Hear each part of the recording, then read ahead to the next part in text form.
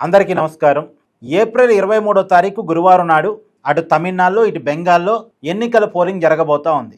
ఎన్నికల పోలింగ్ మరికొద్ది గంటల్లో జరగబోతుంది అనగా కొన్ని సర్వేలు బయటకు వస్తున్నాయి. ఈ సర్వేల యొక్క ఉద్దేశం ఏంటి అంటే ప్రజల్ని మ్యానిపులేట్ చేయడం. అంటే ఈ సర్వేలకి ఏదో ఒక రాజకీయ పార్టీతో టైప్ ఉంటుంది. ఆ రాజకీయ పార్టీ గెలవబోతుంది అని కనుక ఒక ప్రచారాన్ని జనంలో తీసుకెళ్తే జనం ఆ పార్టీ వైపు అట్రాక్ట్ అవుతారు అని. సహజంగా మన జనాల్లో ఉన్న కొంతమందికి ఉండే కల్చర్ ఏంటంటే ఎవరు అధికారంలోకి వస్తున్నారనుకుంటే వాళ్ళ వైపు టర్న్ అయ్యే వాళ్ళు ఉంటారు. ఒక 10-15% ఓట్ బ్యాంకు ఎవరు అధికారంలోకి వస్తున్నారనుకుంటే వాళ్ళ వైపు మౌల్డ్ అవుతూ ఉంటారు. సో ఈ రాజకీయ పార్టీ అధికారంలోకి వస్తుంది అని జనాన్ని నమ్మించటం కోసం పోలింగ్కి కొన్ని గంటల ముందు కొన్ని సర్వేలు వదులుతూ ఉంటారు. ఇప్పుడు పొలిటికల్ వ్యూస్ ఏదో సర్వే వచ్చింది. కాకపోతే నేను సర్వేల విషయంలో చెప్పదలుచుకున్న ఒకే ఒక్క మాట ఏంటంటే మన ఆశ వేరు, చెప్పాల్సిన నిజం వేరు. నిజం చెప్పకపోతే మన క్రెడిబిలిటీకి ఇబ్బంది అవుద్ది కదా.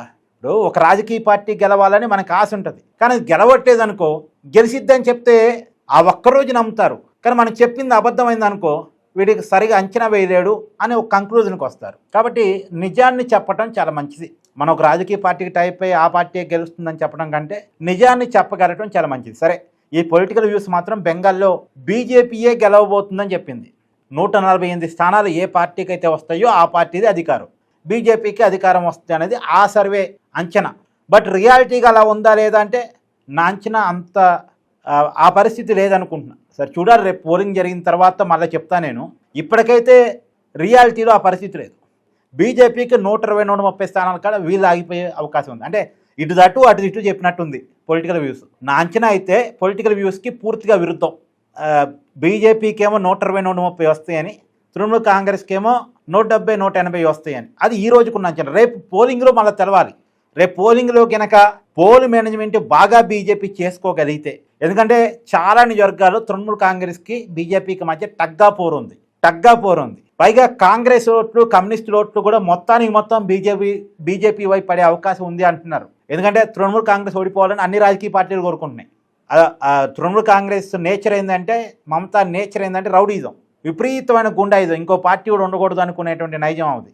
కాబట్టి ఈవెన్ కాంగ్రెస్, కమ్యూనిస్టులు కూడా, అంటే బీజేపీ అంటే వ్యతిరేకించే వాళ్ళు కూడా ఈసారికి అక్కడ మమతా మారాలి కాబట్టి బీజేపీకి గెలవని అనే కాడికి వచ్చారు. ఎందుకంటే బీజేపీకి ఏమో ఇప్పుడు అధికార బలం ఉంది, కేంద్రంలో అధికారం ఉంది కాబట్టి వాళ్ళే కొద్ది గొప్ప మమతాను తట్టుకోగలరు, ఇంకెవరు తట్టుకోలేరు అక్కడ.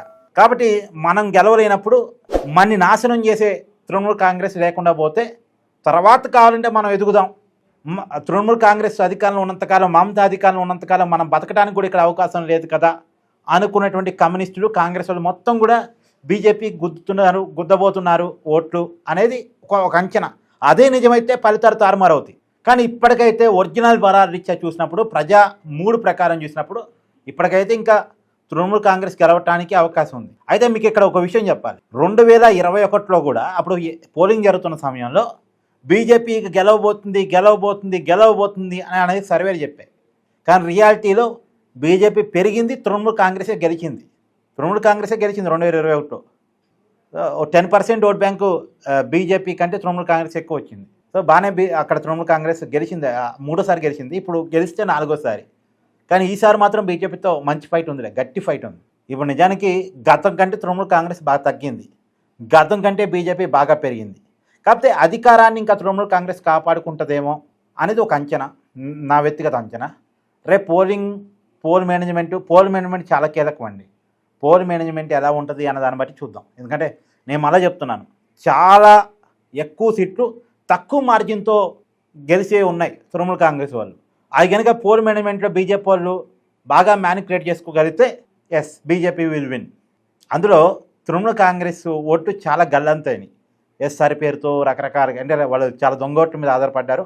ఆ దొంగోట్లన్నీ దాదాపు తీసేపించారు, చాలా వరకు తీసేపించారు. సో ఇవన్నీ ఉన్నాయి. బట్ ఏదైనా ఇప్పటికైతే మమతాకే ఎడ్జ్ ఉంది. చూడాలి ఎలా ఉంటుందో పోల్ మేనేజ్మెంట్ రేపు అనేది. థ్యాంక్ యూ అండి.